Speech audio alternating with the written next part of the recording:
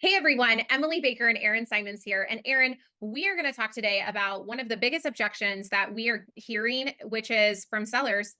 I want to wait. I want to wait and see what's going on with the market. The dreaded, we don't know what's heads, what's tails. There's a lot of uncertainty out there. So when there's uncertainty, Emily, they like to wait. Yeah. Not usually to their benefit either. Would you agree?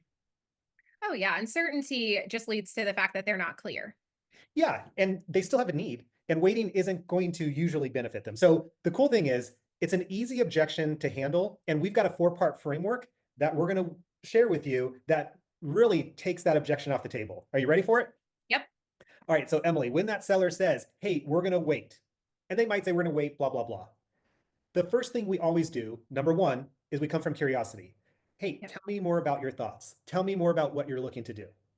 Because we're first going to hear them out, correct? Yep. And oftentimes they're going to have a reason. They've seen a headline, they've heard something, but they probably haven't thought much beyond that, correct?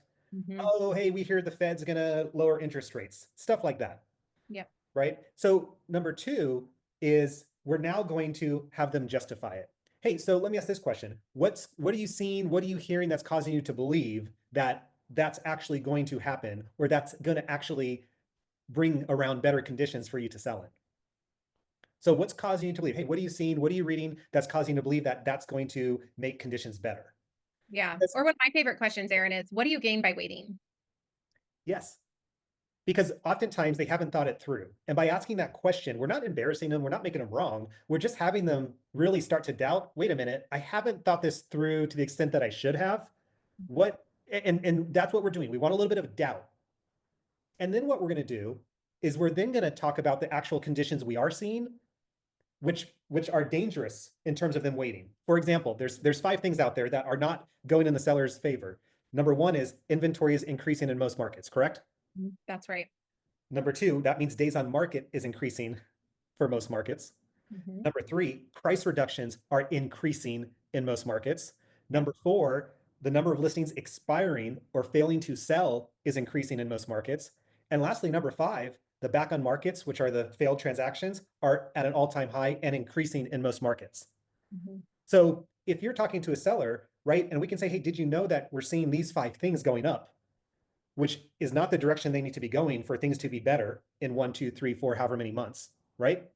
That's going to really cement the doubt of waiting. Now, we don't want to paint a negative picture of everything's bad, correct? Hmm. So the fourth part of this framework is we have to bring back the positive. And in most all markets across the country, the one thing that is positive is the actual number of transactions that is happening in the last 30 days. Would you agree? Yep. I mean, even though we're seeing all these conditions, all these numbers going up, the cool thing is the number of homes going under contract is still really strong, Hmm. which means that despite all of that, the good news, Mr. and Mrs. Seller, is that buyer demand is still strong. So if there was a time to actually put the home back on the market, right, would you agree that after this conversation, can we agree that now is the right time? That while we don't have a crystal ball, waiting could end up costing you money, not the opposite of what you think may happen.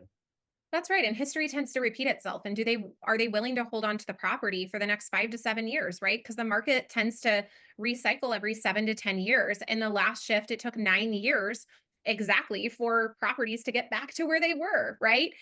So that's the other thing is, it does cost them to wait. We've got to help them get clear. We have to help them make a good decision, right? Because at the end of the day, that's all we're there to do is to help them make a decision. It's not selling them. Maybe No. it's not the right time. And yet at the end of the day, if it is for them based off of their situation and their financial and their needs and motivation, Yeah, now's the time. at the end of the day, sellers need us to give them a different perspective.